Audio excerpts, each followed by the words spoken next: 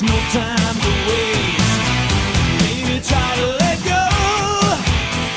There's nothing that's come, it can't break your heart. It's easy come, easy go, and the only way you'll find it is if you're not digging too deep. Though it's easier said than done, I said you got to feel it in your blood. Play the game like you've already won, and you'll only when you say easy come, easy go. This won't break my heart, don't you know? Sometimes high, sometimes low. Easy come, easy go.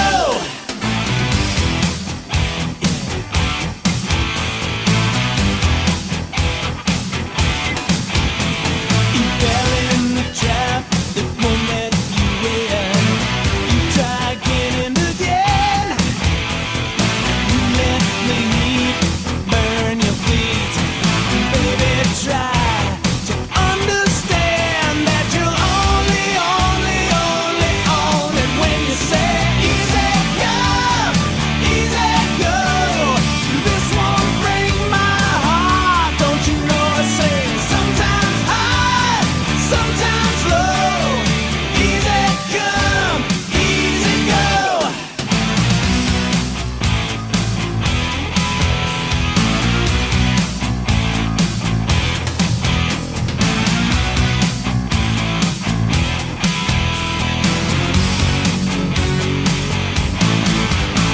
So if you start to feel like there's no time to waste, maybe try to let go. There's nothing so strong, it can't break your heart. Sometimes high, sometimes low, and you'll only when you say easy come, easy go. This won't break my heart, don't you know? Sometimes high, sometimes low. Easy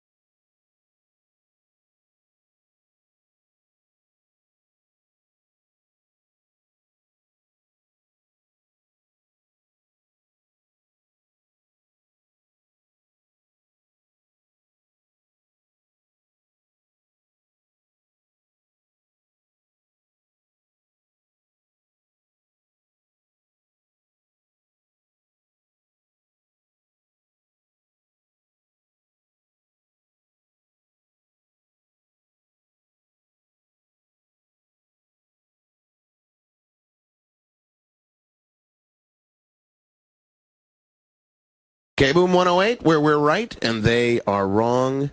Aren't we, Mike? Yes. On the Mike and David show. Aren't we full? I mean, aren't we full? Aren't we as a country? I'm not you personally. All right, I was going to say, I haven't had any lunch. You haven't had any lunch. I walked in, there's a nice spread. There's some bagels and schmears out there. Right, but we're not full. No. Not by a long shot. Absolutely we can not. always eat. Absolutely. But we as a country, aren't we as a country full already? Full of everything, including shit? Filled to bursting, Don't you think? Yeah. I mean, so it brings to mind the question of what do we do about these illegal immigrants? I mean, as you sit there and you watch the Stillwater television news, you listen to Jack in the newsroom doing the news, we are run over. We're inundated with these people that aren't from here. Right. And yet those very same people want to use our schools. They want to use our social services. They want to use our bathrooms. They want to. Has that happened to you too? I have. There's oftentimes I'll be standing outside and there'll be someone inside with the door locked, comes out, it's like a family of 9. What are you doing in there? Washing up? Get out of there. I know. It's like they're using the wash basin as a shower. Don't understand it. I don't get it. So, do those people always travel in packs of like Yes. 9 and 10? Yes. I see a car, and inevitably there's those little. It's got little balls hanging off the mirror, and then it's got the pa-da-da-da-ta horn, and then there's like 47 dudes in that I'm car. sorry. What kind of horn? The was it? pa-da-da-ta-ta. Uh-huh. I'm not sure if that's what that means. It's just that seems to be the tune that they enjoy. And I don't know where they're coming from. I don't care where they're coming from. I just know that they're coming here, and I'd like to know where they're illegal. going. Quite frankly, I can tell you that. You'd like to know where they're going? Yeah, I don't care where they're from, but I'd like to know where they're going at all times. We need to keep an eye on these people. Really? Well, yeah, because they are coming here and they're screwing it up, for lack of a better term. They're screwing it up for the rest of us. I don't want to go bare-fisted, bare knuckle on everybody, but let's be honest. These people are making our country a worse place to live. I think we need some sort of controls. Now, I know we have them in place. They're being roundly ignored by the people coming over the border, especially by those people from Norway. Oh. I don't know how they're getting across the polar ice cap, using some sort of mucklucks and dog sleds and whatever, but them coming in. I'll tell you, I got to be honest, there's nothing worse than walking through. I walk through Stillwater, and you walk through the park. You'll come upon, there's a couple of blonde guys in like wooden shoes eating creamy fish out of a jar. Yeah.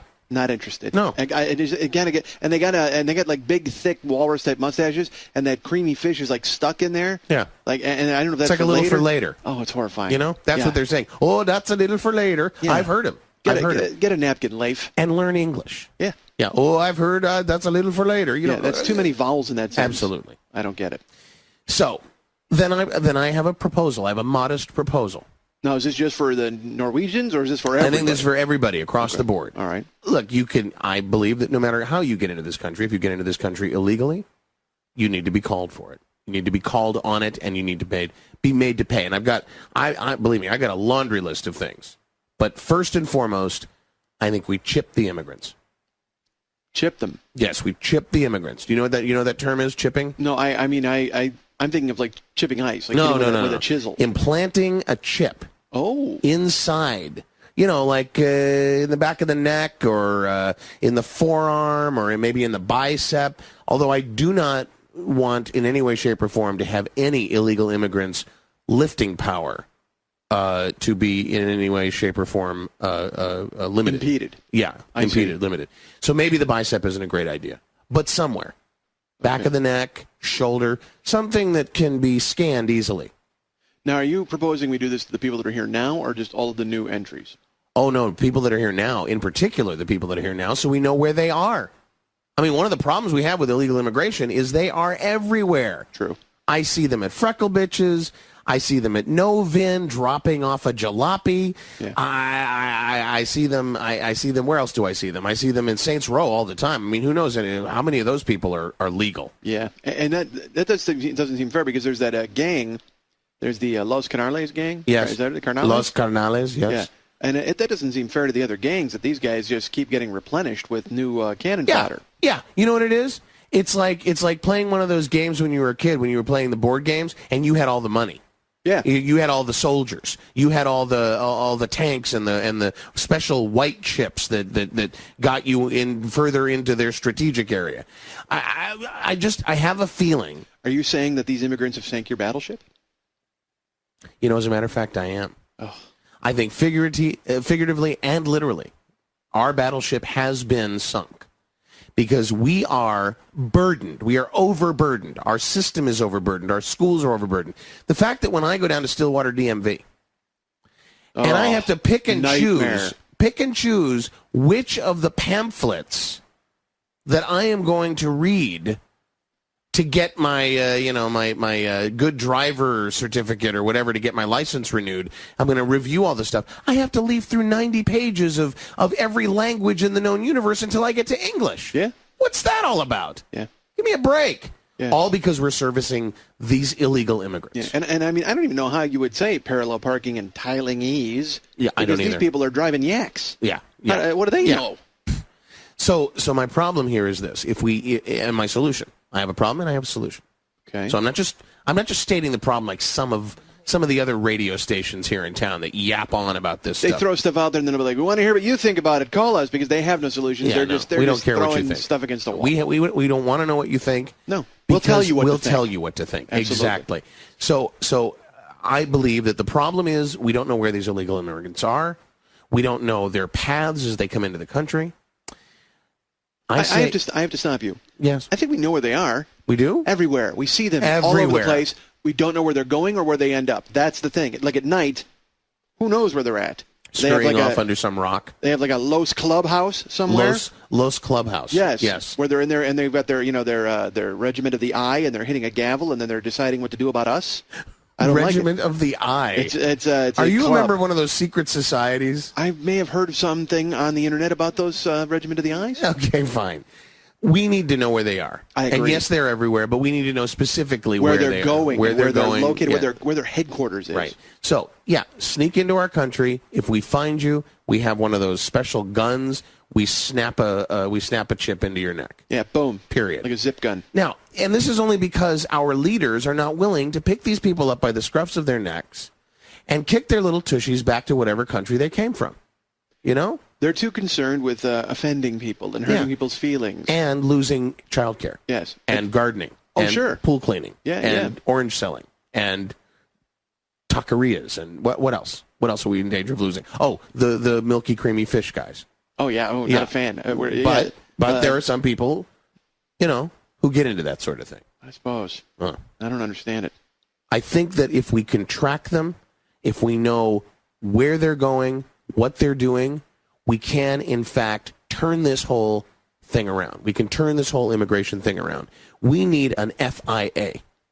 FIA. A Federal Immigration Authority that can monitor the traffic and make sure there's no bumping and bumping into, like the planes. Oh, so like a GPS, like you'll have a screen. Right. And you'll have like a little blip with a sombrero going around. You'll know where they're at. Sombrero if they're from Mexico. Sure. Right? Something with a ski if they're from Norway. Yeah, a big brush mustache. I would say like a big... Yes. Yeah, just I'm with you. Big I hear you. mustache, Just an icon of some sort. A little maple leaf, for the Canadians sneaking around. Sure. Absolutely. So we do that. And a half-eaten dog, if you're from one of those fine places where they go ahead the and Asian consume countries? our pets. Yes. Yeah. Don't get me started on that. If these people refuse to put in these chips, we just make it worse for them. We outfit them with shock collars. Wow, I like it. If you're not going to take a little chip under the skin, you're not going to go a little subcutaneous, great. That's fine. You have a new fashion accessory, my friend. That's what I say. Now, so they get a shock collar. Let me ask you something. Where, in theory, the shock collar needs a source, a power source that they can't, like a border they can't cross, in order for it to be activated. Correct? So would you? Oh no. We're not trying to keep anybody in a yard. You mean like one of those invisible fences? Yeah, that's what. No. Is that what you mean? No, because we're not going to do that. You said it yourself very well. They're like cockroaches. They're everywhere. Oh, sure. We're not going to stop that. We're just going to know where they are. And what I propose is that we give all of the white people that are here in town and the immigrants that are here legally. Legal immigrants. We give them the ability to plug in a joystick into their personal computers. We make a website. We show where these people are, teeming all around the city, wherever they are. You can take your mouse and click on somebody and give them a quick zap. What do you think, huh? Just a Enough zap. of that. Enough of that. They don't have to be even doing anything No, wrong. no. Because they're just doing something wrong by being here. They could be selling oranges. Yeah. They could be selling oranges. All of a sudden, you've got hot orange juice. Because, like that. Guy with a gift squeeze because you can Yes. throw a nice 200 volts. through it. Yes. I like you it. hear what I'm saying? Yeah, absolutely. I'm on Now, this will board. teach these people. Don't fuck with us. And it would only take, well, although these people never learn. I was going to say it would only take a few of them to get the shock collar. Yeah. And then they'd go, you know what, give me the chip. Give me the chip. But now, I got to be honest with you, these people don't learn. They would try to find some way to incorporate, you know what they would do? Yeah. They would find a way to, like, come up behind a white guy and tackle him and hope to get shocked while they were holding the guy and then shocking him in turn. Like So trying it to would be turn sort of like against an us. international jujitsu? Yes. Sort of internet. Wow. Sort of like almost like a mutant superpower of sorts. They would find a way. They would be in cahoots with the underbelly, like the white underbelly of this country. Because let's be honest, not all the white The people trash? are good. Yeah, those people. Yeah. They would find a way to Trailer like pay people. them off to locate them with the joystick, Yeah. and then they would go in and rob a store. Like they would hold onto a clerk by the throat and then Oh. zap and then take it. So this is rife with problems. Well, but again, we're spitballing it. We could work this out easily. We can, and I think we will. You're listening to KBOOM 108, where we're right and they're wrong. Mike and David, and let's try it from the other way. Rather than the stick, let's talk about a carrot. Okay. I was talking with some people about this the other day, and somebody, I don't know who I stole it from, but somebody came up with Jingo, a new organization. Jingo. I'm like, Jingo. I like that. Sounds like a lottery game. Sounds like a little game you play with wooden pieces. You try and build a tower. Oh, Who that's a knows? good game. You know. But here's what Jingo stands for. Jobs for immigrants, not geeks overseas. Now, one would argue that there's an extra F in there for the word for, but that's sort of a throwaway word. So just roll with me on this. Yeah, that would be- Jobs for immigrants, not geeks overseas. Here's what we do. We take all these illegal immigrants, we round them up, and all this yammering about offshoring and jobs leaving the country and going, hello, may I help you? You know, we put these people in a great big warehouse here in Stillwater. We run thousands of phone lines into this warehouse, hundreds of toll-free numbers for every company that work anywhere in the country wants to take advantage of that. We stick these people in there. We give them the same scripts that they're using overseas, and we turn Stillwater into the call center of America. Wow.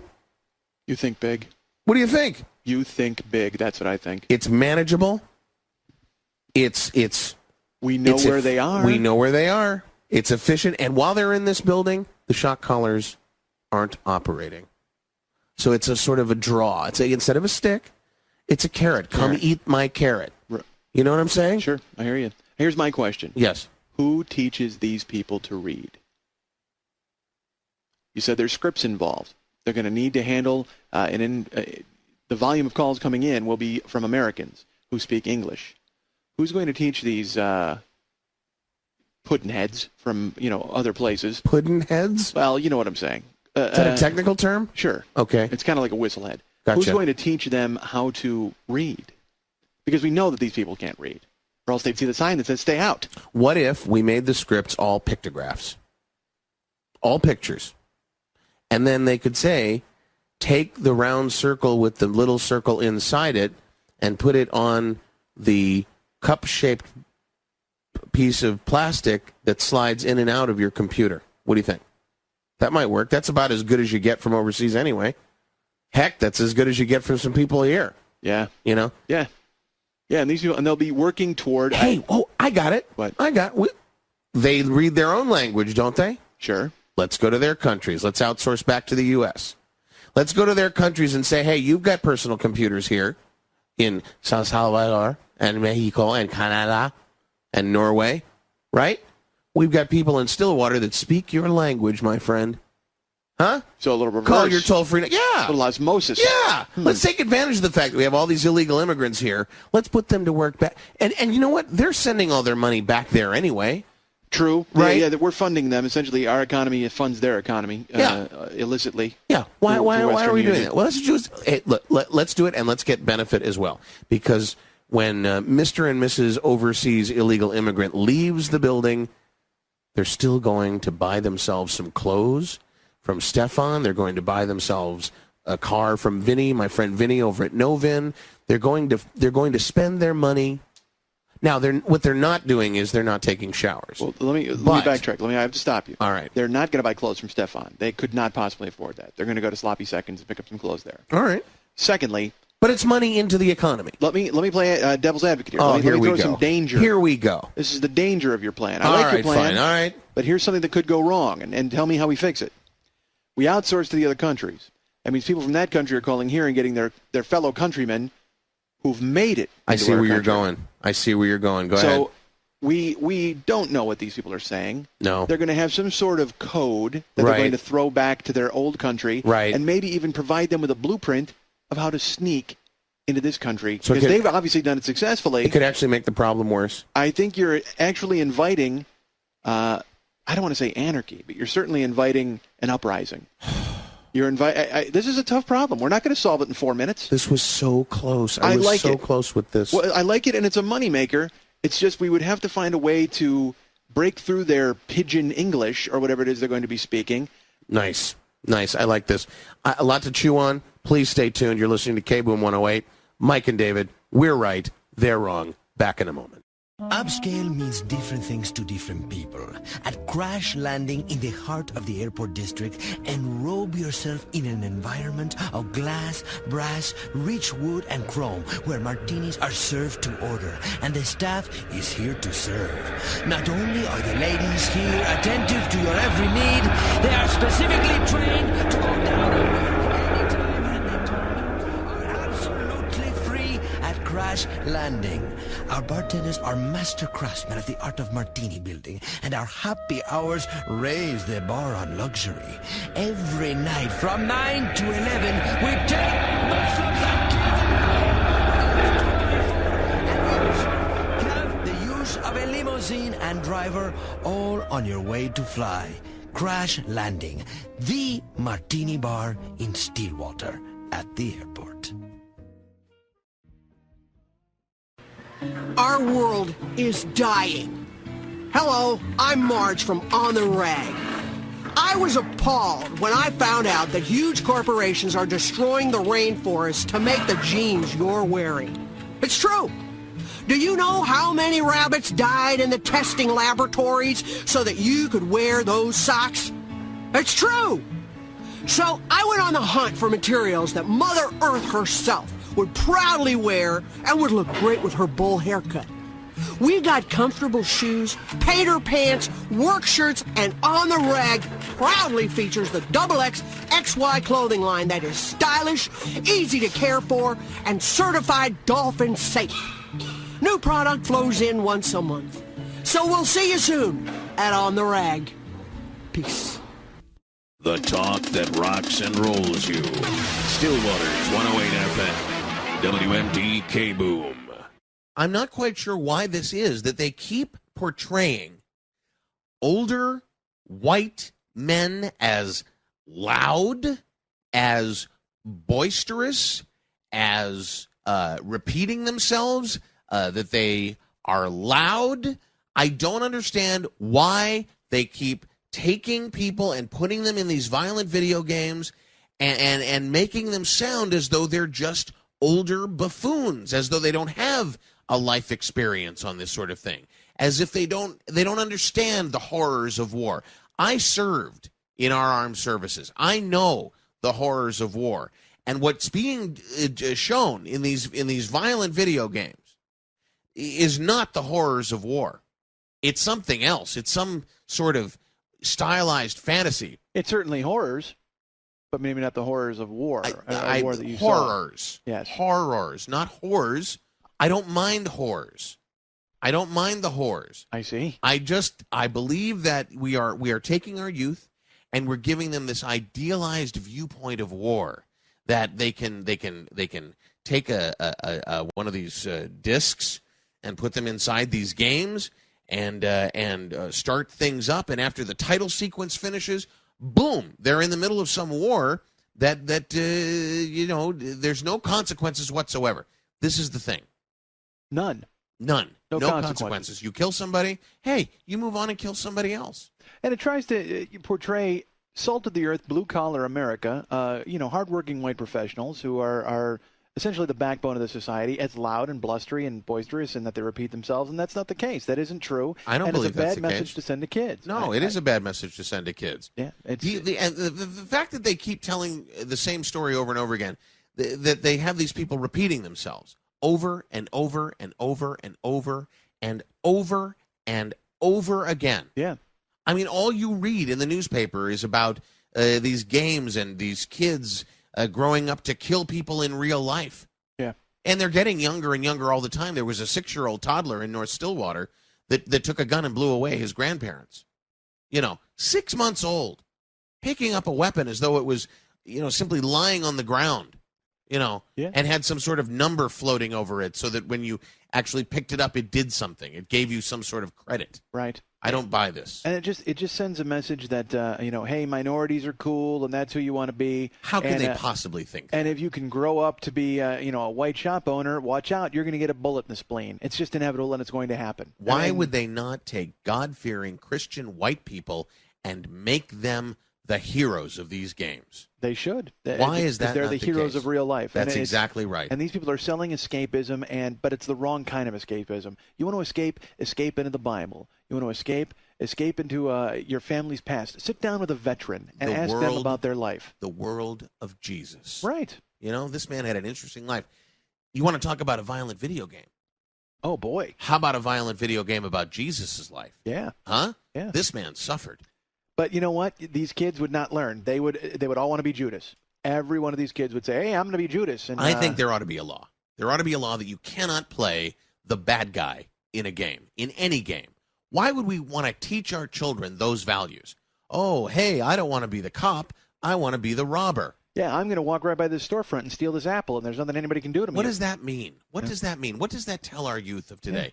And these games are very popular. When we were growing up, we would play, Cowboys and Indians. Right. Who wanted to be the Indian? Nobody. No one. No one. Because you know what happened to them. Yes, you do know what happened to them. And they deserved it, and rightfully so. Sure. Sure. They were the bad guys. Right. The Indians were the bad guys. The Cowboys were the good guys. Am I right? Yeah. White hat, white horse, right. Silver bullet, exactly. Possibly a mask sometimes. Sometimes. And, but he had an Indian friend, but he brought him around because, sometimes, if they knew their place. Occasionally you can do that with the Redskin. If they know their place. You can. Now, this business of being able to play these violent video games as the bad person, as the minority that steals from the white shop owner, to be actually able to play from their perspective, I think sends the wrong message. Yeah. I think it sends the wrong message. In fact, I think that having actual weapons that make realistic noises. Remember when we were kids, we could play let's call it a violent video game. The violent video game of our day was holding up your fingers, your hand, your fist, sticking out your finger and your thumb, forming a fake gun, right, and going bang, bang. Bang, bang, you're dead. Right? And, of course, you always had the goofy kid in your group play the Indian because you wanted to be the cowboy. You wanted to be the cop, not the robber. You want to be the cowboy, not the Indian. And, again, I don't understand why they keep portraying these old white men in these games as buffoons that repeat themselves. I don't understand. Yeah. I do not get that at all. I would say that it's reinforcing a stereotype, except it's not even a stereotype. It's like they're trying to make it a stereotype by putting it in every single game. They're forcing it. Yeah, they're making us be loud and boisterous and buffoons, and that we repeat ourselves. We don't repeat ourselves. Why would they say that? I don't know why they'd say that. I don't. Do you? No, I don't get it. I don't get it either. And I think that it has to change. It has to change right now, right here. It has to start with the Stillwater City Council. Yeah. It has to start with people like our great Chief Monroe. Why wouldn't our children want to be like Chief Monroe instead of these what do they call these guys? These Los Carnales. Yeah. Jack Armstrong is always talking about it on the news. That Los Carnales this and Los Carnales that and who else? The 3rd Street Saints. That's an area of town you want to stay away from. That's an area of town. I don't even drive through it anymore. I understand that that's the only area of town that there actually is ammo lying on the ground. And I say ammo because I spent time in the service. Well, sure, yeah. You did. I know what ammo's all about. I'm not one of these older white guys that consistently repeats themselves as they show us in the video games doing so. I think that's just insane. I don't know why they do that. No, I don't get it either. We're not So- loud and boisterous. We don't No. repeat ourselves. No, we're not loud. No. We're not boisterous. We're not loud. I don't understand it at all. I'm fed up. So this ammo is lying on the ground on 3rd Street. The ammo is lying on the ground all throughout the whole Saints Row area. Now, you've been there? There are a couple of, I'm an older man. I have needs. Mm-hmm. And There's a nice butcher shop over there. You're saying you get some steaks? You get to go? No, there are. I have a couple of lady friends that live near there. Oh. And it's easier for me to go through the Saints Row area than it is to drive around it, because frankly, I'm not going to let them have that power over me. Wow. You know, I'm been in Stillwater my whole life. I'm not about to let that all go just because some ruffian, some Hispanic, some Latino, some black man with a gun and a bandana and a big thick fur coat that demands $300. I'm not going to let that happen. You know, they actually closed the freckle bitches in that part of town. They did. They did because For a while. because they were lying in wait in the drive-through, and they call it gaffling, I think is what they said. Gaffling? Like gaffling, and they would swoop in when you got your food, and then they would put a gun in your face and take your food and your car. They would just swoop in, and you'd say you go in, you stop in, you try to get a fist, you stop in to get a nice fist, or a chicken bazoom, right, and you order it, and then you pull up to the window, and bang. There's Undercover Leroy and his friends, and then this is the result of violent video games. Sure. This is exactly what happens. And in the end, you know who's made out to be the bad guy? The white guy. Yeah. The older white guy. Always made to show that he's repeating himself. Yeah. That he's loud and he's boisterous. Not the minorities that are there stealing your bazoom from you from the freckle bitches with their drive-through. Their gold fronts and then their taxi cab hats. Yes. What is that? It's like I'm agreeing with you, but I don't know what that is. It's not. It's sort of like a beret with a bill. You've never seen that sort of a hat. They call it a taxi hat. It's okay. Yes, I do. Yeah, and it sort of sticks up in front. Sure. Like the Bowery Boys guy used to wear. Absolutely. Okay, yeah. now I got Mugs, it. I believe. Mugs. Yes. And then they wore their bucket hat. Their which is like that gentleman from that television show that's still popular. Is it popular? I don't know. Good Times. What's his name? JJ. Yes, JJ Walker. Yeah. And they would wear that crazy bucket hat, and they also they pull a basketball over their head like that guy in the Fat Albert cartoon. You know, for someone who you're very well versed on this. This is what I love about working on the air with you, is that you are in touch with the youth of today, with the pop culture, with the youth culture. Listen, you have to stay 2 steps ahead. Have you played any of these games? I have to ask you. I have. And here's why. I played these games because I think that it's my job to know what's happening. So then even because I imagine that these people are acting out scenarios from these games on the street. So if I'm... Oh, there's no doubt about it. If I'm confronted by some ruffians, and in my head I'll go, hey, I saw this taking place in one of those games, and I'll know... So you're prepared for this? Oh, certainly. I mean... I'm sorry. I you know what? I understand. I understand that you're frightened, that you live your life in some cases with a sense of fear, and that you're trying to prepare yourself, but I don't think that it's worth the price that you pay as an individual, as a human being, to allow these games to... Well, okay. You are polluting your mind. There's no doubt, and I find I'm polluting my mind when I watch these games, but you go to confession. You go to confession that night, and you become absolved, and you talk about what you've seen. You know, I forgot about that. Yeah. You can just do that. You unburden yourself. You can just take care of it. Absolutely, and it's just, I don't carry it with me. Okay. When I watch it, I'm horrified, and I have my face is a grin. I've got a great idea. I've got a great idea. What if they took these violent video games and they added, like you go through and you do your dirty work, whatever, and they added the sort of internet version of absolution, like you could connect up with some priest somewhere in like North Stillwater over the internet, and you could you could do your penance and your confessions and your Hail Marys and whatnot, and you could just like be done with it. I think that it's a brilliant idea. I do not think there are nearly enough children conversing with priests on the internet.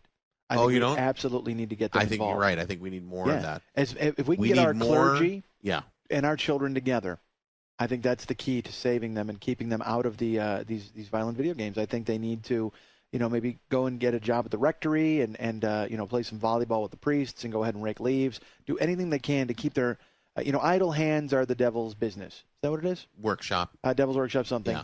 And we certainly don't want our children with idle hands, and we don't want them in the devil's workshop. No. So put them in God's workshop. No. And have them build birdhouses with Father Pete. And I think that we should give our priests more to do with their hands as well. Certainly. Especially when it hands-on with our youth. They should be absolutely hands-on with our kids, and they should go ahead and bring them, lead them, and they need to stroke them. They need to, comfort them, and they need to bring them closer and get as close as they possibly can. More hugs. Sure. Less lugs. Yeah. I believe that's the case. I agree. Especially with our clergy and our kids. Yeah, and these video games, another thing is they don't teach you anything about real life. Like I said, they constantly tell you that the white guy is the bad guy, and you'll hear that all over the place. But then also death has no real consequence in these games. I've played it, like I said, and if you wind up winging a chap while you're in the game and you wind up planting him or putting him on the ground, he's dead and you continue with your business. You almost step over his lifeless corpse just to continue with more of your bad deeds. And I don't think that's right. What do you think should happen? Well, I would add some sort of a real life element where they have to realize the consequences and they know what they've done. I mean, if you kill someone in a video game, you have to realize that he has a video wife and video kids that no longer have a video father, and you have to realize that they need video support. There's a video home they live in. There's video food that has to be put on the table. Right. There's video jobs and video school. Without a video father, how are these video kids going to stay off video drugs? You bring up some very interesting points. I think what we need to do is we need to assemble the audience together. We need to talk to them en masse about all the things that we've discussed here today. And we need to do it in a public forum, not on the air. The air is great for sort of, getting things off our chest and so on. I think we need to take this down to Stillwater City Hall. We need to sit down with the fine Stillwater Police Department. We need to sit down with the council. And I'm not saying go to a city council meeting and wait your turn at the podium to go ahead and bring this up. I demand a meeting. I demand that we bring listeners and ourselves and we get access to the highest levels of office and we bring our problems to them and we get solutions. We don't get just people talking at us. We don't get people talking in circles. We get action. And if not, do we arm the populace? I think the populace is already armed with the condition of the streets we have. You think? If they're not, they ought to be. I can tell you that I have a concealed weapons permit. I'm always armed.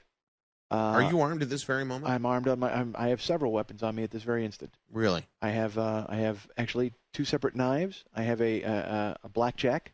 I have a sap, and I have an ankle holster with a Derringer. And then I have another gun that I'm quite frankly, it's none of your business where it is. I know we've been partners a long time, but just in case something happens and you go a little bananas, you get a little screwy, just know. There's a weapon where you least expect it. There is nothing between that gun and me but air and opportunity. I see. Air and opportunity. Where have I heard that before? And you know what? What? I'm all out of air. Oh. With that, we'll be right back. WMD, KBOOM 108 FM. Remember me? I was the little girl with the pigtails and freckles on the side of all my daddy's restaurants. Well, I'm all grown up, and we're here to please you, late night or anytime at Freckle Bitches. It's the Sausage Fest at Freckle Bitches. We've got hot Italian sausages, thick Polish kielbasa, and uncut German knockwurst. But my favorite, the Freckle Bitches All-American Hot Dog. Grilled till it's bursting with juices. I like mine slathered in mustard. Boy, does that taste good going down. Sometimes I can't help myself, and I take them all home for later. Let us take your hot dog, wrap our buns around it, and serve it up fresh. Get more than a mouthful tonight at Freckle Bitches. You can't beat our meat. The mysteries of aromatherapy have unlocked the doors to relaxation for centuries. The Romans employed sandalwood, the Chinese favored saffron, the Egyptians we're fairly sure they used their own dead. But Stillwaterians have raised the art of aromatherapy to new heights when they walk through the doors of Ribs for Her Pleasure and smell the smells of dinner. Relax as you are enveloped in the fragrance of USDA prime baby back ribs sizzling on the grill, drenched in our thick, sweet dynamite sauce. Inhale the pungent scent of our oven-baked cornbread, barbecued baked beans, and fresh corn on the cob. And just when you thought you couldn't smell any more, we present a Ribs for Her Pleasure dessert menu so large that if dropped from a great height, it would kill a small child. Come to Ribs for Her Pleasure and witness our satisfied diners who end up chained to their chairs to keep them from ripping open their bellies to eat our delicious food for a second time. And all without lifting a finger. Stop. Breathe deep, relax, and eat until you're sick. Sick in the belly. Delightful. At Ribs for Her Pleasure. Dedicated to the woman of the house. 108 FM, WMD, KBOOM. Conservative talk in Stillwater. 108 FM, WMD, KBOOM. KBOOM 108, where we're right and they are wrong. My name is David. That is Mike. It's the Mike and David Show. And we've been talking about a lot of things on the air that make sense for Stillwaterians, for Americans, for people that are world citizens.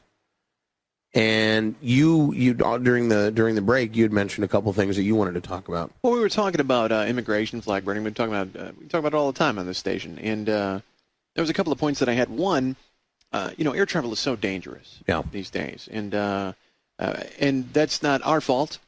That's the fault of these nuts, these psychos who have decided to use one of the most modern conveniences of the Western world, and they've gone ahead and tainted it because now it becomes, what's going to happen here? Anytime you see a guy on the plane who looks like he doesn't belong there, and believe me, they're there more often every day. I feel dirty when I'm on planes. Well, you have to fly for 4 hours just thinking the whole time, how am I going to do in a fight with this guy? I mean, if I got to tackle this guy, what's going to happen? And that's good. You should remain on point at all times. Mm-hmm. I thought of a way to kind of get, because they use the shoes. You remember the shoe bomber guy, and then there's other people who are. You've actually brought your shoe out as an illustration. I put here. it up on the console here. Yeah. I'm just stretching, getting a little limber. Uh-huh. But they, the shoe bomber guy, they smuggle contraband, and now we all have to take off our shoes now, and that just adds to your travel time. People got to take off their shoes, put it on the belt. Sometimes you don't, sometimes you do, depending on what city you're in. You know what it's led me to do? I finally got that athlete's foot cleared up. Oh, yeah? And I'm spraying the inside of my shoes now because I don't want to be embarrassed. Sure. When that, cop at the airport wants to inspect my shoes and gives me that look. That look of, you're not carrying a bomb, but hey, your shoes smell. Yeah, You've seen that look. There may be a germ agent in there is what he's thinking. Sure. Exactly. Well, I say, and here's my way to get around it. You don't have to take off your shoes and put them on the belt anymore. You don't have to do any of this. I say when you check in at the counter, Mm-hmm. and you check in for your flight, Yeah. either electronically or otherwise, Yeah. you have to exchange your shoes with a pair of rental shoes from the airline, and you travel exclusively in rental shoes. So it's like you give them your bags and you give them your shoes. Yes, your bags, your shoes go forward as baggage. Uh-huh. They are delivered to your destination, and you wear maybe a nice, comfortable loafer, perhaps a mule if you're a lady. You can actually select. They're not just going to saddle you with something ugly. So government loafers and government mules? Something comfortable for your flight, absolutely. And you go ahead and out with these men and women of the skies with these, and then you don't have to worry. You don't have to sit there in the plane going, wow, I'm enjoying this this edited film. I certainly hope no one spoils it by pulling out a linoleum knife. You know what I mean? You don't want that to happen. So now you know that's not going to happen because your shoes are safely tucked away. Right. And boy, man, when you get that V gouged out of your neck with a linoleum knife. Awful. Oh. I was. It's hard to heal and it leaves a scar. I was in middle school and a guy, they were having some fun, a couple of guys, Tony and Jeff, and one zigged when he should have zagged, and the other one wound up an X-Acto knife in his side. Oh, that's not good. Yeah, that was a bad day at the bus Although stop. that's a clean cut. An X-Acto knife, that's a clean cut. Sure, but still a bad day at the bus stop when you're 12. Yeah, that's true. It's interesting that we can talk about these things. It's interesting because we live in a time when the government is cracking down on everything. And in some cases, I applaud that. Right. The violent video games. But not immigration. They don't crack down on that. Of course not. I have a solution. Here's something else. You know, when people come from other countries and they want to populate our country, and that's fine. If you're a legal immigrant, more power to you. Come here. What is and this, like work, the Mike work. mop-up session? Listen, I have these ideas. I want to get them out. To me, they're important. This one is also important, and I just think it's an innovation whose time has come. You know how people come from the other countries and they want to wear their costumes in our country? Yeah, I don't get that. They want to wear their turbans, veils, turban, and their big fur robe or whatever the hell they wear in other countries. Yeah. Here's my idea. You can wear whatever costume you want. Go ahead. If it means it to you, that's fine. Yeah. But it has to be red, white, and blue stars and stripes. It has to look like an American flag. Uh-huh. So you want to wear a burqa, you want to wear a veil on your face, a turban on your head, that's fine. But it's going to have America written all over it. So what you're attempting to do, and I don't want to put words in your mouth, but what you're attempting to do is actually reverse the typical designation for someone's race. You're not looking for someone to be an Asian American, an African American, a Mexican American, a Norwegian American. You're looking for the word America to come first. Absolutely. You want an American African. And this does not preclude You want an American Mexican. You want an American Norwegian. Again, does not preclude an American Canadian. From being proud of where they're from or being true to their faith or whatever the hell they call it in these countries. I don't know what they call it. Yes. Their duty, their ideology. Their whatever. So they can go ahead and do that, but at the same time showing the colors of the great country that allows them to do that. I think this is going to lessen the confusion when one needs to wade face first into a group of these ne'er-do-wells. Yeah. You can use that straight away to determine which one of them you're going to go after. Yeah. You know, say you're nutty and there's some rally. And, you know, you agree with us here on the Mike and David show about illegal immigration. Mm-hmm. And you want to do something about it. You've got one of the 100 guns that you have in your place, and you want to take some of these people out. I'm all behind you. But wouldn't it be great if you really could tell who the good guys were? Yeah. Illegal immigrant or not. If they were willing to come here and wear our colors, I mean, there's no way that a terrorist would want to wear our colors. No, they can't be all bad. They would be defiled. Yeah. They'd be horrified. Yeah. It would be like acid on their skin. Hmm. And you called this Mike's Mop-Up Hour. These are good ideas. Oh, they are good ideas. Well, thank you. I'm glad you're on board. I just, I had the producer sheet in front of me. We were going to talk about FCC censorship. We're going to talk about censorship in general. I feel strongly about things sometimes. I understand, and I don't think. Look, I'm glad you brought them up. Thank you. And I'm glad that we live in a society where you can pretty much say what you want to say within reason and according to what the government thinks is best for us. Right. I think that's a brilliant thing to live in a society like that. Sure.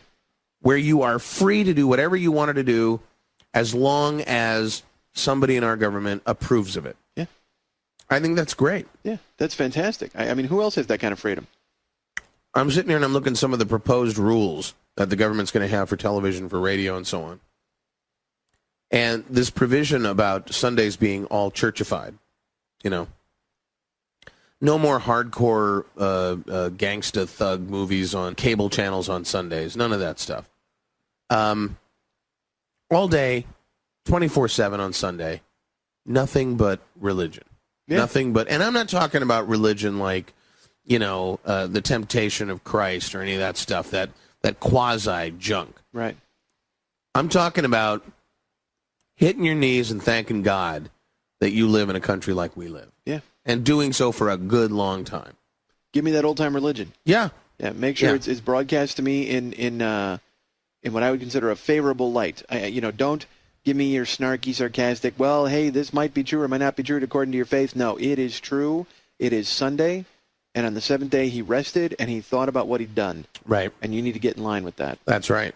Now, the cable channels have pushed back. Gee, go figure. And there's been some interesting things posed as solutions. One of them is to take all of these R-rated and NC-17 rated shows that aired in theaters and corrupted our youth, that were showed in theaters and corrupted our youth, and reenact them, but not changing the storyline, changing the actors to puppets.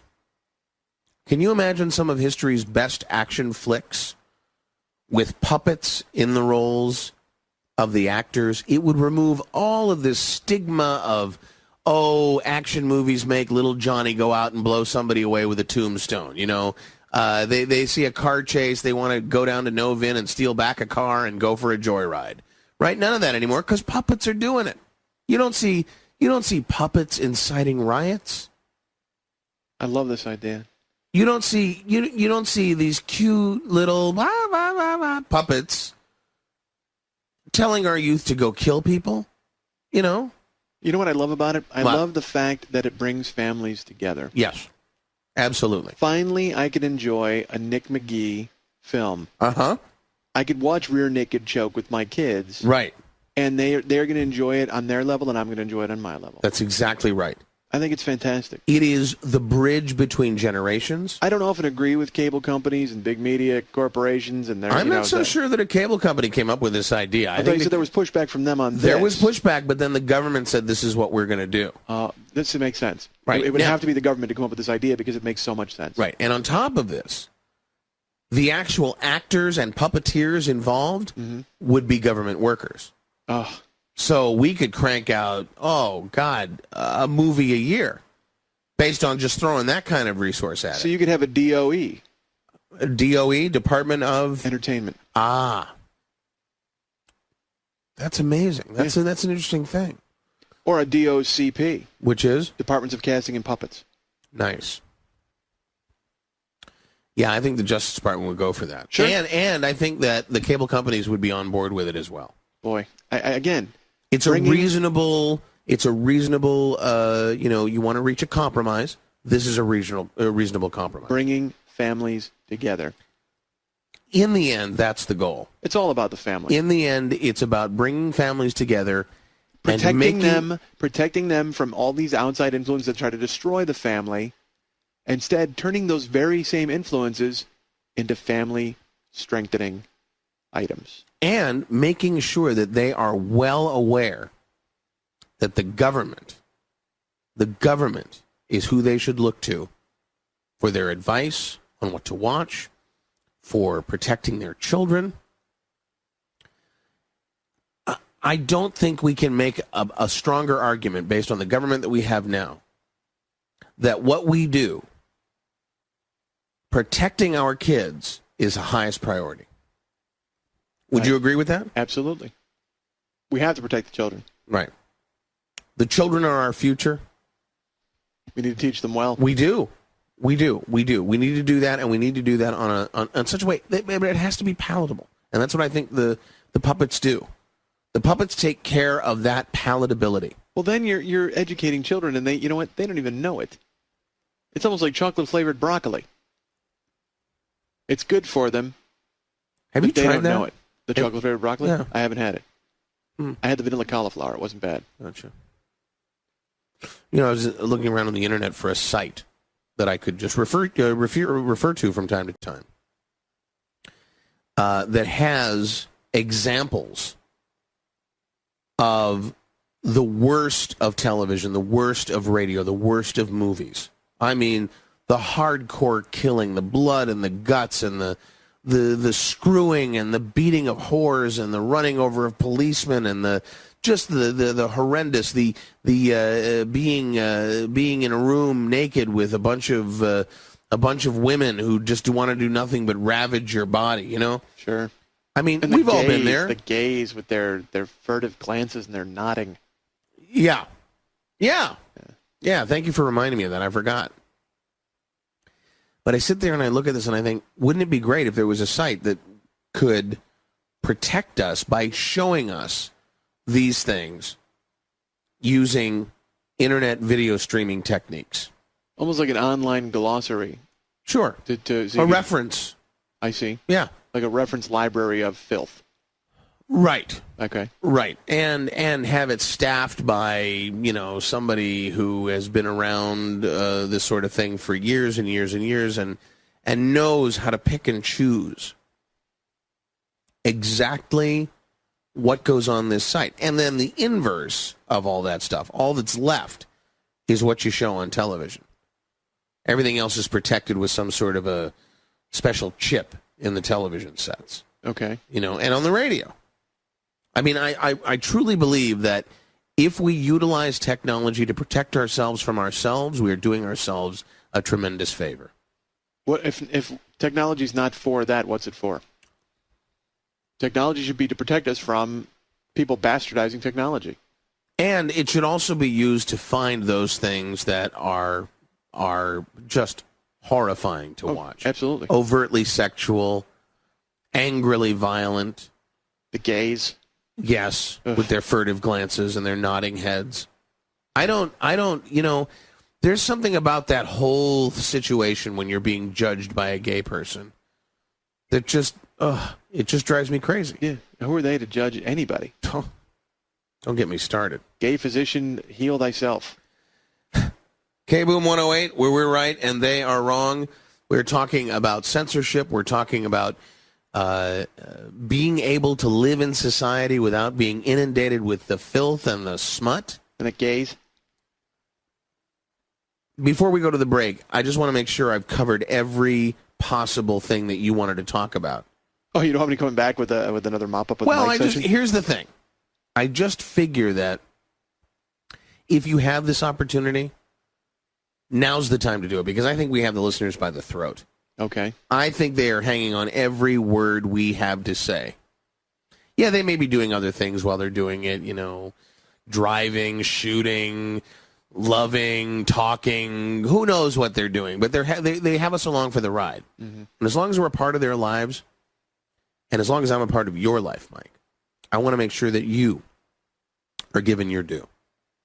Should we just take a break, or is there anything else? How about we talk about the blood oath that we force these people to take when they come into this country? The blood oath? The blood oath.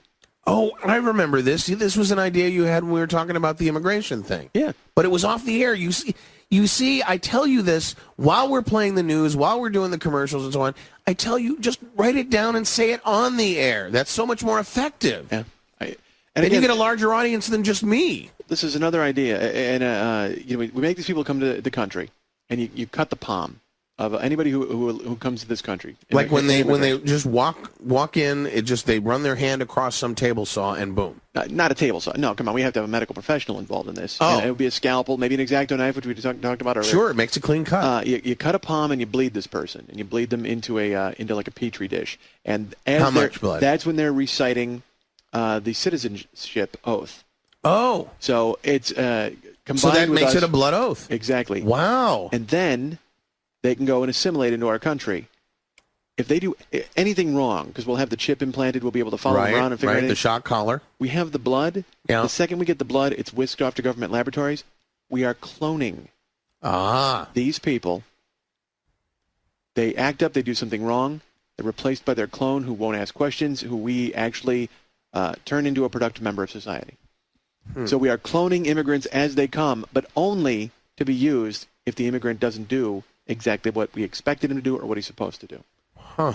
So essentially that's the risk you're taking. That's the bet you're making by coming into our country. You're telling us you're going to be a productive member of our country. Right. And if not... And by your tax returns and everything like that, if you're not making a certain amount, if you're not living up to what we thought you were... Right. Attorney.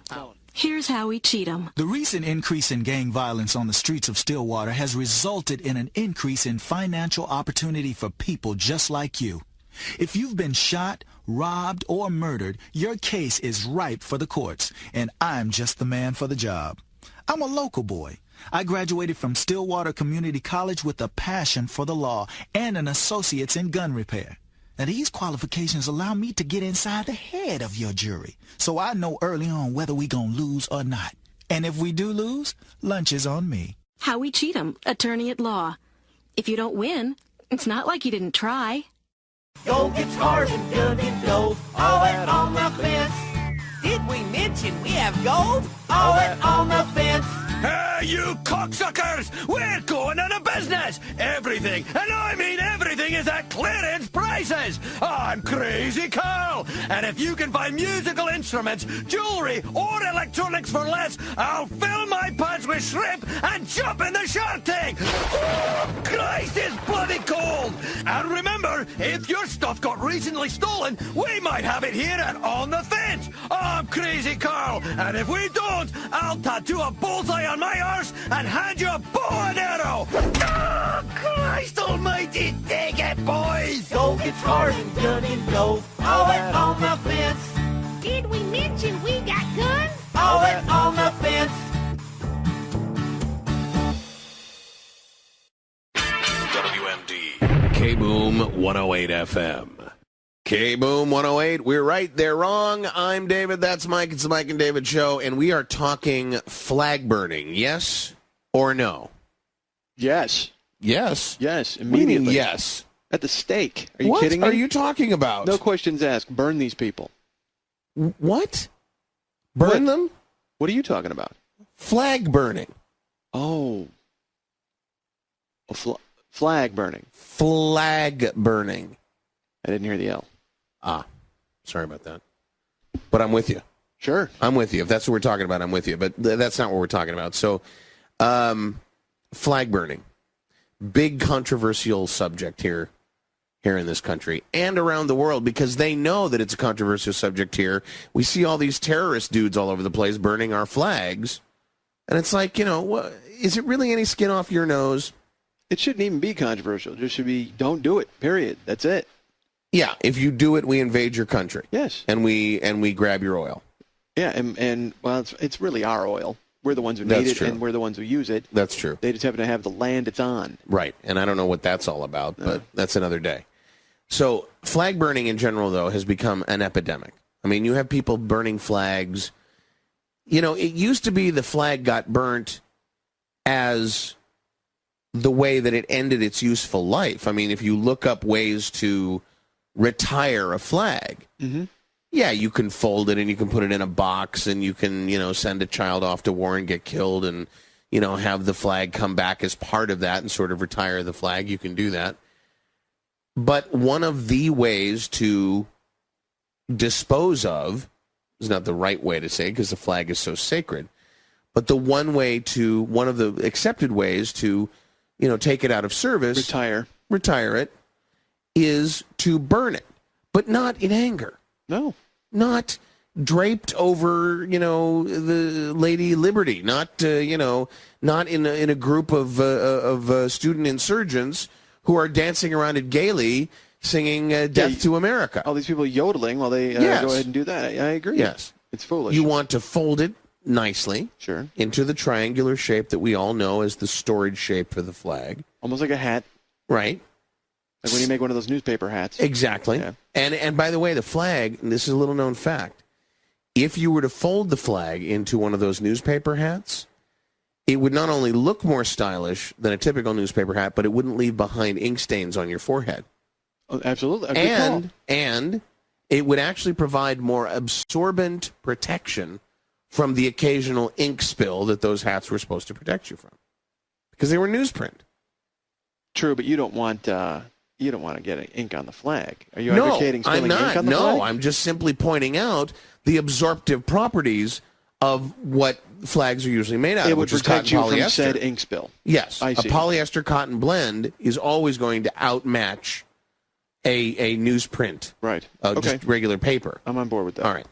Now, having said that, because flags are made out of cotton and polyester, they're pretty easy to burn. So you always have the option of either standing there silently in reverence of the flag or burning it. And if you're going to burn it, the only way you can burn it is if it's flammable. If we decided that we didn't want this to be a problem anymore, if we wanted it to go away today, we could do it. All we have to do is make our flags out of steel. Huh? American steel. Oh, of course. American steel. I love it.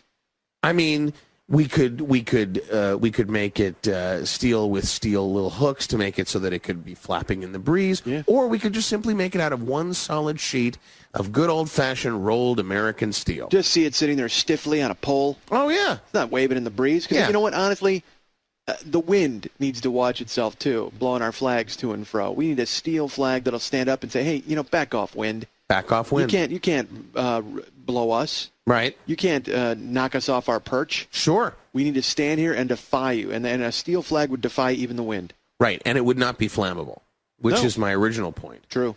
I hadn't considered the whole wind angle on that, but I'm with you. It's about time the wind got some comeuppance. The wind, it's pushed us around for far too long. Oh, don't get me started. But I agree. You couldn't burn the steel flag. And still red, white, and blue, yes? Oh, yeah. And get this. That which you cannot burn gets stronger, especially steel. What happens when you temper steel, huh? Yeah. You burn it, you let it cool down, you burn it again, you let it cool down, you burn it again. And that steel is going to get harder and harder and harder. Right? Just like the heart of America. Yes. Yeah. So you take this steel flag, you put it on newly reinforced poles, because let's face it, it's going to be a little heavier. Yeah. And proudly she waves, my friend, and nobody is going to step up and burn that flag. You may have to put up a second pole and put it between the two of them. Sort of like that. Sort of a bunting thing? Almost like a goalpost, like a football goalpost. Yeah. And then you put that perched the flag. Sure. It's held up by all of them. I see a new sport. I see a variant on an old sport. American ball. Yeah, absolutely. KBOOM 108, we're right, they're wrong. You're listening to the Mike and David Show. We're talking about the flag. It's burning. It's not burning. The Pledge of Allegiance. We turn towards the flag. If we're in the military, we salute. If we're not in the military, put our hand over our hearts. Our right hand. Thank you very much. Not our left hand. No, our right hand. Because right is right. Yes. And left is wrong. And the right hand always knows what the left hand is doing. That's true. So if it wasn't just the Pledge of Allegiance first thing in the morning at school, because that's really all it is. Mm-hmm. I mean, we do say the Pledge of Allegiance sometimes when we go to civic thing down at the Stillwater Arena. If we go to the Elks Lodge or something. Yeah. We'll stand up and we'll say the Pledge of Allegiance. But truly, it has fallen out of favor. There's all this business over whether or not the word God should be in there. There's all this business over whether or not kids should be forced to claim that they are allegiant to a government, our government. Why wouldn't you want to be allegiant to it? You live here. Please. But there are those, I'm not going to name names, or else I'm not going to name names. There are those who would like to see that dealt away with. I say... Yes, and then we could all pledge allegiance to nothing and let our steel freak flag fly. I say in your face, Mr. and Mrs. Liberal. Yeah, take that, Mr. and Mrs. Harry Armpit. I say we take the Pledge of Allegiance, and we don't do it once a day as a child. We do it 6 times a day, age non-specific. When I think about the way families have been disintegrating, for me, it comes back to a lack of respect for those who are in power. It's a lack of respect for the institutions that have made this country great. Is there anything more inspiring than walking and seeing a family kneeling with their eyes closed and speaking in unison? No. Absolutely not. No, there isn't. No, it'll get you right in your throat. It'll get you right in your heart. You'll feel it in your stomach. You'll feel it in your lower intestine. You start to feel like an American again. Yeah. You start to feel like, hey, maybe there is hope for this country. We need to get back to that. Crazy. We're Americans. That's right. That's We're who we all are. Americans. And therefore, you need to let your government know that you appreciate everything that they do for you. Now, on top of all that, maybe you combine that whole thing. If it's convenient to do it while you're in the bathroom, when you're done on what? I don't even want to think about that. Now, come on. Have some respect. You have a problem with bodily functions. That's your problem. What? Because you know why? Imagine this. You know why? Because bodily function, here's the thing. It's a metaphor. When you're in the bathroom, you're getting rid of waste toxins, from your body. yes, waste, yes. Right, and that's what this country needs to do. This country needs to take a big trip to the bathroom and then what? And get rid of the waste that it's got inside of it. And then what? And then your temple is clean. No, and then what? You wash your hands. I want to wash my hands of this whole damn thing, quite frankly. Right, but the point is you wash your hands. Mm-hmm. Look, you have no problem with people washing their hands and then putting them under a blow dryer or grabbing paper towels and stuff and doing that whole washing thing. Why would you have a problem with people bowing towards Washington and reciting the Pledge of Allegiance not on a flag? Because if they're doing all that stuff, they're not burning flags. I'm all for that. What I'm saying is I'm not saying they should be in the bathroom doing it. You shouldn't be going to the bathroom while you're also saying the Pledge of Allegiance towards America. I'll tell you what. You just think it's disrespectful.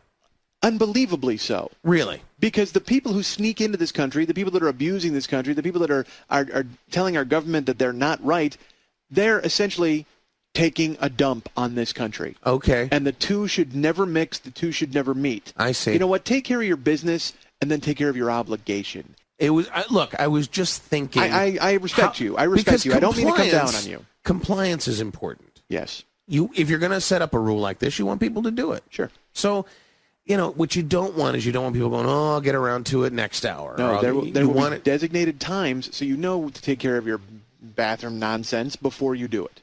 Wow. I'm gonna say you're right.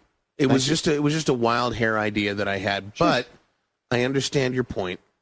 And I think it's a point well taken. Well, this is America. We can have differing viewpoints, and then eventually one of us is right and the other comes around.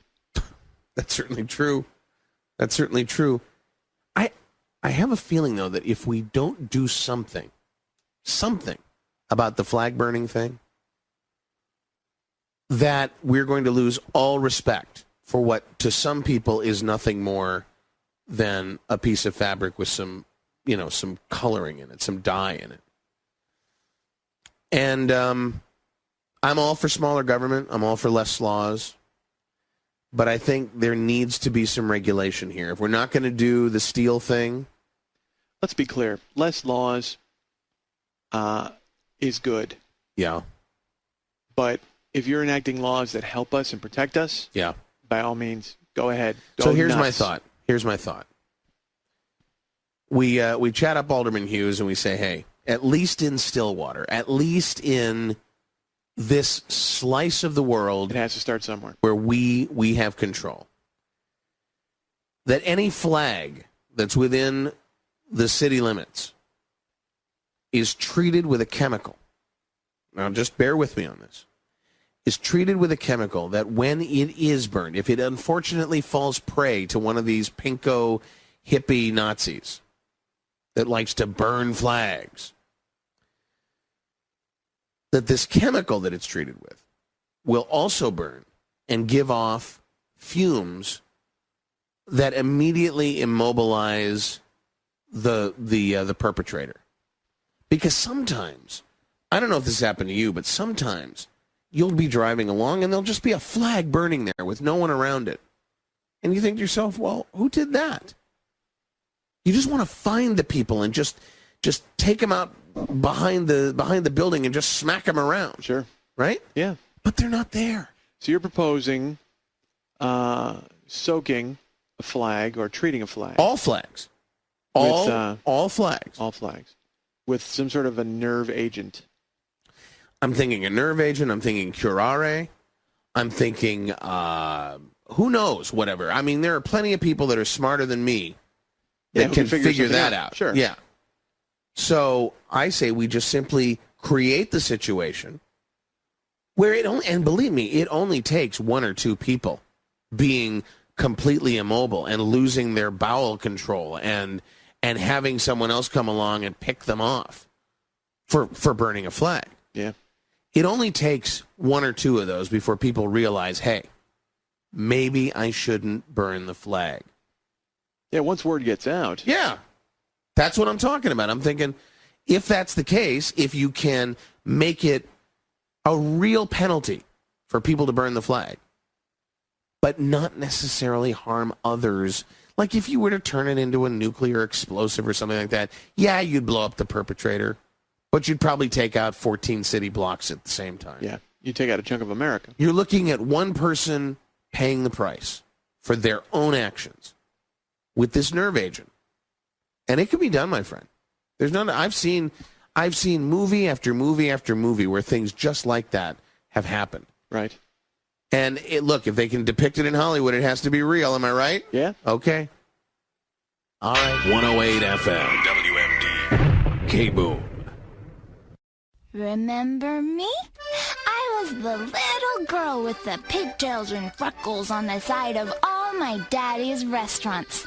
Well, I'm all grown up. And we're here to please you, late night or anytime at Freckle Bitches. After a long, hard day at work, you're tired and hungry, and there's nothing like our newest burger. It's called the Fist. A pound and a half of meat, tomatoes, onions, and hot, spicy brown mustard. Pop the fist in your mouth. But not all at once. You don't want to hurt yourself. And if you need us to help you, we'll be happy to. Come in tonight and get fisted at Freckle Bitches. You can't beat our meat. Our world is dying. Hello, I'm Marge from On the Rag. I was appalled when I found out that huge corporations are destroying the rainforest to make the jeans you're wearing. It's true. Do you know how many rabbits died in the testing laboratories so that you could wear those socks? It's true. So I went on the hunt for materials that Mother Earth herself would proudly wear and would look great with her bowl haircut. We got comfortable shoes, painter pants, work shirts, and On the Rag proudly features the XX XY clothing line that is stylish, easy to care for, and certified dolphin safe. New product flows in once a month. So we'll see you soon at On the Rag. Peace. Conservative talk in Stillwater. 108 FM, WMD, KBOOM. Where do you stock up on the jewelry that blinds your friends for less? Where do you save 20% for a limited time? Where? On Thin Ice, where everything in our stores is 20% off for one day only. On Thin Ice, where bling is king. The talk that rocks your world. 108 FM, WMD, KBOOM. KBOOM 108, where we're right and they are wrong. I'm David. That's Mike on the Mike and David Show, and we are looking at some pretty interesting times, my friend. We're looking at times where weapons are everywhere. Weapons are available to anybody, anywhere. We have some fairly open laws here about guns. I almost said liberal. Please, easy. You don't want to get it kicked off the air. That's right. Kick me. I mean, stop me for doing that. But we still though are not totally free. We still have this stigma as gun owners, as gun wielders. We still have this stigma of being big fat white guys, big fat loud boisterous white guys that want everything for themselves. Nothing for the minorities, and that's just simply not true. We just want to be armed. Yeah, but I don't know why that even is a stereotype or something we have to deal with, because who's got all the guns in this town? Oh, yeah, it's not us. No, it is absolutely not People us. yell at us when we have guns, but they don't yell at anybody else. No, this town's a shooting gallery, and look at Los Carnales. We're all waiting in line to get in. Look at 3rd Street Saints. Look at Vice Kings. Look at the West Side Rollers. Yeah? These are just 4 of the myriad gangs in town that have more guns than you or I do put together. They probably have more guns than members. You think? And there's a lot of people in those gangs. Yeah. Well, I say we fight back, and I say we start right now, and I say we start early. There are those who would say mothers will be against this. There are those who will say, especially liberal mothers, will be against this. Because, what aren't they against? Right. Exactly. That wasn't my point, but exactly. Yeah. I did hear in West Stillwater a new group starting up called PMS. Pistols Make Sense. And when I heard about this, I thought, well, okay, how is this any different than, Moms for Guns and all the other, organizations that we have? but their monthly meetings are a complete bloodbath. Well, they got to meet, what, twice a month, probably? Consecutive days? Yes. Okay. Yes, yeah, they have the two because some people, they can't make it on one day or the other, so they do that.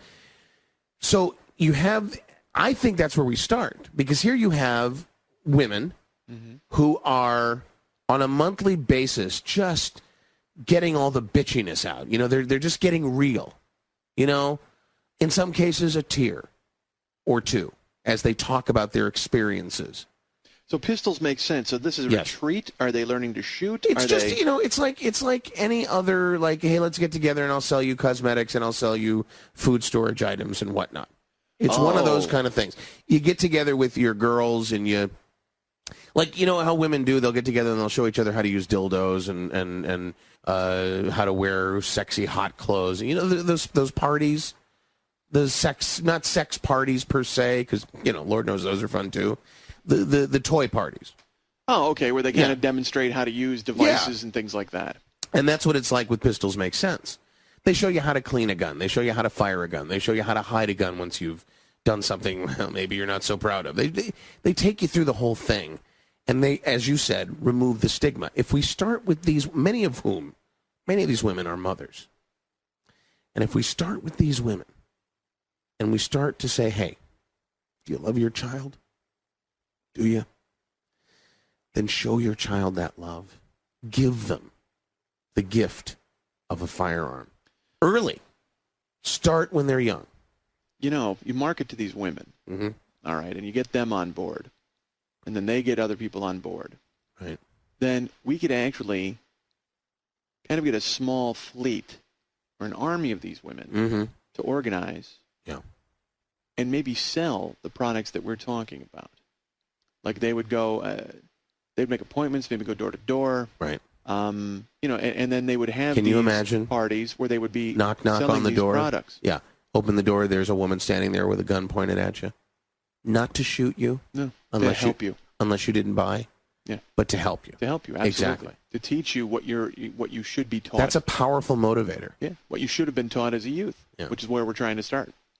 And we could you could have incentives for these women. I mean, almost like monthly sales contests. You could have what would be good? I mean, you could really come up with something. Somebody who really goes above and beyond. You could give them how about a car? I mean, you could give them a car, and it would just, then everybody in town would know that they were. Oh, like they do with the cosmetics companies. Yeah. They do the pink cars instead of that. Absolutely. Camo. Oh my God. That's camouflage. Perfect. That is perfect. Camouflage, high-end camouflage car. Trick it out. Trick that car out. Yeah. And put it and armor it up and Kevlar it and. You know who would do this? I know the guys would do it down at Rim Jobs. You think so? They would do it. Of course.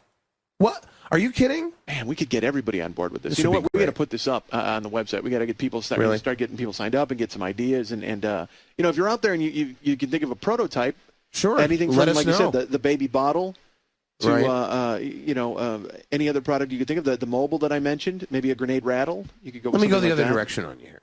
Let me go the other direction. Why not start to really get real with what's going on in Stillwater right now? A lot of drive-bys. Right? A lot of innocent people getting killed in these drive-bys. Sure. I think and I have to be. I just for 1 second. Sure. You said there are a lot of drive-bys and a lot of innocent people getting killed. Yeah. And gun knowledge and gun safety don't essentially help you in a drive-by because you don't see it coming. Right. And you can't walk around frosty all the time. Sure. So, everything we're preaching before this, what you're mentioning, might not help you. So go. No, and I'm not talking about this from the perspective of the shootee. I'm talking about this from the perspective of the combination driver-shooter. Because this happens a lot. The traditional drive-by is a driver and others who shoot, right? Right. A driver, the windows go down, the people in the passenger seat and in the passenger side back seat, they're the ones wielding the weapons, right? Right. I've seen this happen more and more these days where the driver himself rolls down the passenger window, shoots across through the car to a drive-by, sort of a combo deal, right? Wow. Driver and shooter. That's pretty rough. Well, it wouldn't be if we actually did gun training while we were doing driver training and if we tested that skill when you go for your driver's license. So you would have a combination test of not only driving, yeah, but marksmanship. Right. And I'm going to tell you, I'm going to go out on a limb here. I'm going to say it's going to be easier once you get the proper training to pass that test than it would be to parallel park. Wow. And more efficient. You get more done. Are you kidding me? Yeah.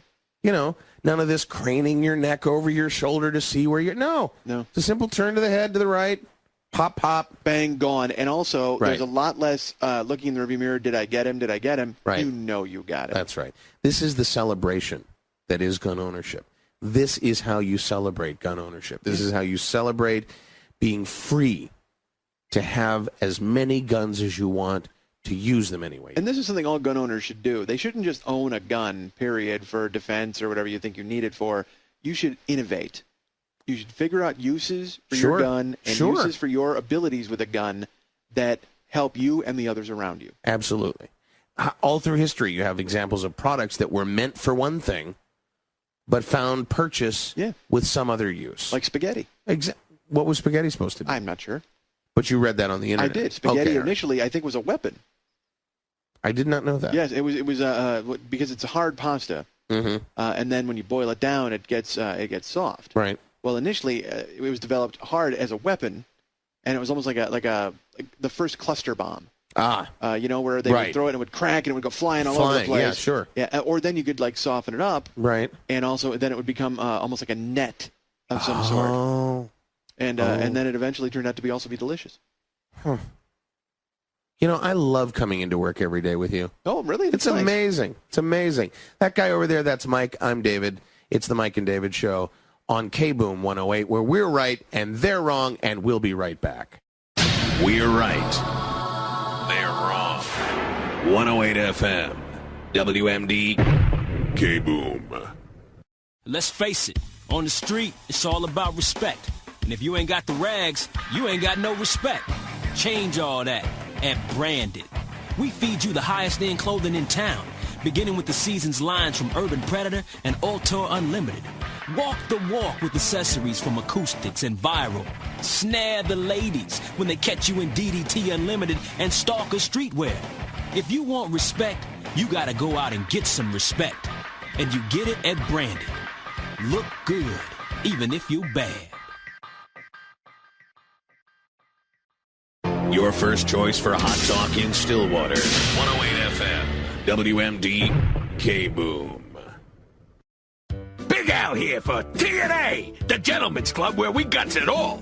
You're not gonna believe what you see here at TNA. We got Dama the Charmer. Wait till you see where she hides her snakes, boys. Ouch! Check out Nora the Explorer. Hey, X marks her spot.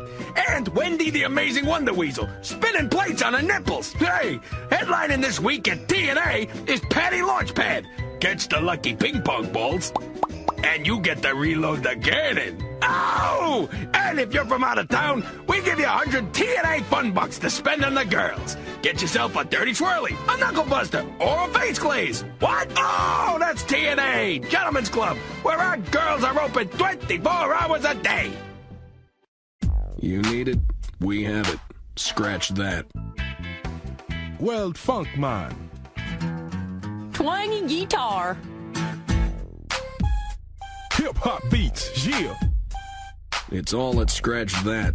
Your music, your beat. And Scratch That is the exclusive outlet for all the hot new MP3 players. So you can take your tunes wherever you go. Whatever you're into. Rock and roll! The Motown sound. Classic perfection. Whatever. Your music, your beat. It's all at Scratch That. Word. More conservative talk. Stillwater's 108 FM. WMD. KBOOM. Jeez, am I tired of hearing about those guys over at Rim Jobs. Hey, let me tell you something. Anything they can do, we can do. Yeah, it'll cost you more, but at least we'll have your car for a few more days. Hey, yo, Johnny, make sure that goes on their bill. Jeez.